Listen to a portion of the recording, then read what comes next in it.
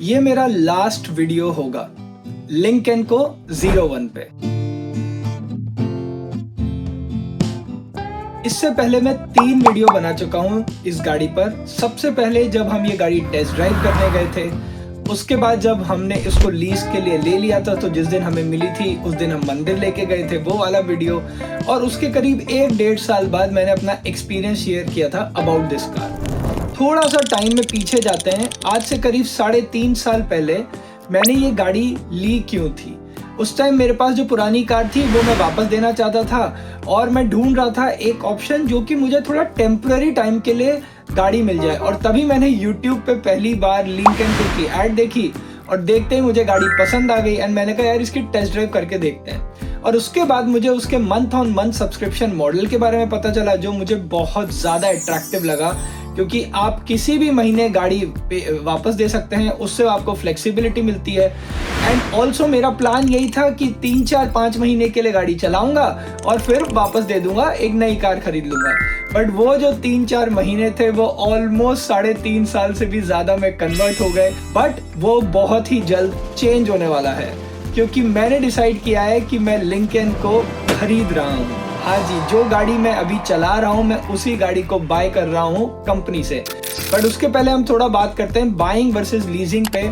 इसके बारे में मैंने एक पूरा डिटेल में वीडियो बनाया था और चैनल पे है, जिसमें एक बहुत ही generic overview along with some data मैंने शो किया था कि कौन सी सिचुएशन में बाइंग बेटर है, कौन सी सिचुएशन में लीजिंग बेटर है। मेरे इस वीडियो में मैं आपके साथ एग्जैक्ट नंबर शेयर करूंगा specifically for this car and मेरी पर्सनल सिचुएशन पे। उससे एब्सोल्युटली क्लियर हो जाएगा कि कौन सा ऑप्शन बेटर है। और सबसे पहले चालू करते हैं जो मैंने 3.5 साल पहले गाड़ी लीज पे ली थी। अब जब गाड़ी मैंने ली थी तो उसकी जो पर मंथ की प्राइस थी वो काफ़ी डिफरेंट थी, और जैसे जैसे साल आगे बढ़े और समय आगे बढ़ा, इन्फ्लेशन बढ़ा, तो प्राइस भी बढ़ गई। तो मैंने जो गाड़ी थी वो मई 2022 में ली थी। सो मई 2022 से लेके अक्टूबर 2022 तक जो मेरा लीज था पर मंथ का वो था 500 यूरोस। तो वो टोटल हो गया आपका 3000 यूरोस। उसके बाद नवंबर 2022 से थोड़ा सा प्राइस में इंक्रीमेंट आया, which was 50 Euros per month, और वो चला अप्रैल 2024 तक। सो एक काफी लंबे ड्यूरेशन के लिए I was paying 550 Euros per month. और ये जो अगर मैं टोटल सम करूं ये आ जाता है 9900 यूरोस। उसके बाद मई ऑफ 2024 से टिल डेट यानी कि दिसंबर ऑफ 2025 ये पूरी ड्यूरेशन में मैं देता था महीने के 650 यूरोस, जिसका टोटल आपका हो गया 13,000 यूरोस। तो स्टार्टिंग फ्रॉम मई 2022 से लेकर अभी तक टोटल 44 मंथ्स गुजर चुके हैं। तो मैंने 44 पेमेंट्स करी है। एंड अगर मैं ये सारा जो मैंने अमाउंट दिया है पिछले 44 मंथ्स का, अगर मैं उसको सम करूं तो वो आ जाता है 25,900 यूरोस। अब ये अमाउंट बहुत बड़ा साउंड कर सकता है और एक्चुअली में है भी सही, बट थोड़ा सा नंबर्स को आगे बढ़ाते हैं, क्योंकि उससे कहानी में ना थोड़ी क्लैरिटी आएगी और थोड़ा सा ट्विस्ट भी आएगा। तो अब मुझे जब ऑफर आई है, क्योंकि अब मैंने इंटरेस्ट शो किया है कि मुझे लिंकन को बाय करनी है, तो ऑब्वियसली उन्होंने जो कार की एज है वो चेक करी है। क्योंकि अगर आपकी गाड़ी मान लीजिए 1 साल पुरानी है तो प्राइस थोड़ा ज्यादा होगा, 2 साल पुरानी है तो और होगा। I think this is how the normal let's say second hand car market works. तो क्योंकि मेरी कार 44 मंथ्स ओल्ड है, तो मुझे जो ऑफर आया है वो आया है 23,000 यूरोस का। तो 25,900 यूरोस मैं ऑलरेडी स्पेंड कर चुका हूं ऑन दिस कार, और अभी मेरे को एडिशनल 23,000 यूरोस और देने हैं ताकि फिर मैं ये गाड़ी खरीद पाऊं। हाँ, एक बहुत ही इंपॉर्टेंट बात मेंशन करने के लिए कि जब मैंने गाड़ी ली थी मई 2022 में, ये उसी महीने की रजिस्टर्ड गाड़ी है, which means I got like a brand new car. तो अब ये दोनों जो अमाउंट है इनको अगर सम कर लेते हैं तो ये आ जाता है 48,900 यूरोस।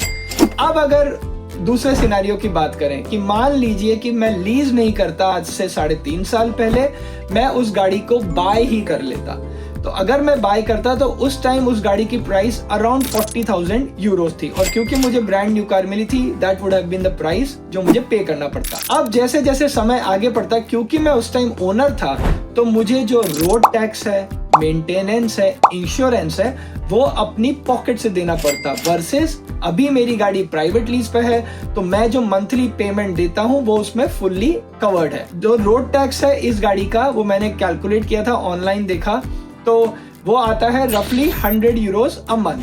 तो टोटल 44 मंथ्स तक मेरे पास गाड़ी थी, तो वो हो गया 4400 जो मेरी जेब से जाता। फिर अगर मैं बात करूं इंश्योरेंस की, which is the full coverage, जो बेस्ट इंश्योरेंस पॉसिबल है, वो at this moment is around 90 Euros.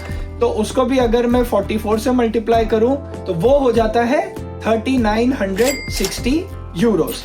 और उसके बाद मेंटेनेंस की बात करते हैं, क्योंकि ऑब्वियसली अभी तो मेरा मेंटेनेंस भी लीज में कवर था, और बट हाँ, क्योंकि ये एक नई गाड़ी थी तो उतना ज्यादा मेंटेनेंस नहीं आता, तो मैंने रफली पर ईयर 400 यूरोस का लगाया, जो मेरी नजर में काफी रीजनेबल है। तो 3 साल में या over a period of 3.5 years करीब 1200 यूरो। तो ये रोड टैक्स, मेंटेनेंस और इंश्योरेंस की कॉस्ट अगर मैं कंबाइन कर दूं तो हो गई 9560 यूरोस। अब इसको अपन ऐड करते हैं 40,000 में, क्योंकि 40,000 में मैंने ब्रांड न्यू कार खरीदी, and these are the expenses that I had to bear, और आई शुड हैव बियर्ड अगर वो गाड़ी मेरी खुद की होती। तो टोटल हो गया 49,560 यूरोस। अगर आपको पुराना वाला सिनारियो याद हो, तो उसमें जो हमारा अमाउंट निकल के आया था वो आया था 48,900 यूरोस। यानी कि अगर मैंने उस टाइम पे लीज चालू करी और आज मैं ओनर बन चुका हूं गाड़ी का, तो वो हो गया टोटल 48,900 वर्सेस अगर मैंने उस टाइम गाड़ी खरीदी होती, I would have been the owner from that moment, लेकिन मुझे जो बाकी के प्राइस देने होते वो मिलाकर हो जाता 49,560 यूरोस।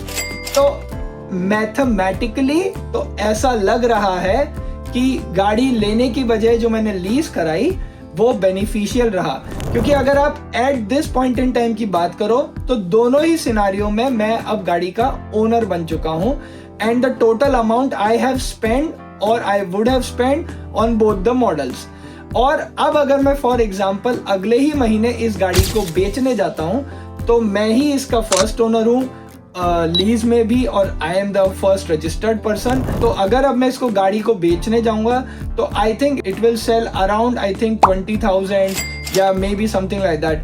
बट जिस नजर से मैं देख रहा हूं या जिस पर्सपेक्टिव से मैंने ये कैलकुलेशन करी है, मुझे ऐसा लग रहा है कि लीजिंग और बाइंग में कुछ खास फर्क नहीं आया। हो सकता है ये मेरा बहुत ही यूनिक सिनारियो, या क्योंकि मेरी पर मंथ की प्राइस शुरू में काफी कम थी और फिर ग्रेजुअली बढ़ी, इसलिए I have come to that numbers. हो सकता है कि मैं कोई बहुत ही इंपॉर्टेंट एलिमेंट मिस कर रहा हूं, तो मैं I really want to understand, और आप लोग प्लीज कमेंट सेक्शन में मुझे लिख के बताइएगा, तो I would love to hear from you. Otherwise I think इस वीडियो के बाद एक फुल क्लैरिटी मिल जाएगी आपको। ऑफ कोर्स जैसा मैंने बोला कि इंडिविजुअल सिनेरियो डिफरेंट हो सकता है, तो आप अपनी सिचुएशन के हिसाब से उसको असेस कर सकते हैं for a 3 to 5 year time period. मेरे पास वो मंथ ऑन मंथ सब्सक्रिप्शन की फ्लेक्सिबिलिटी थी जो हार्डली किसी ब्रांड में आती है, और आई थिंक अब तो लिंकन को ने भी वो बंद कर दिया है, बट बिकॉज मैं पुराना कस्टमर था मुझे उन्होंने अभी भी दे रखी थी। अगर आपको ये वीडियो इन्फॉर्मेटिव लगा हो तो प्लीज एक लाइक दे दीजिएगा, और अगर आपको लगे कि ये किसी और के साथ शेयर करने से उनकी पर्सनल सिचुएशन में हेल्प कर सकता है या नॉलेज में बढ़ोतरी कर सकता है, तो प्लीज करिएगा। Thank you so much for watching this video. मैं मिलूंगा आपसे अगले वीडियो में, तब तक के लिए अपना ख्याल रखें। Take care, bye bye.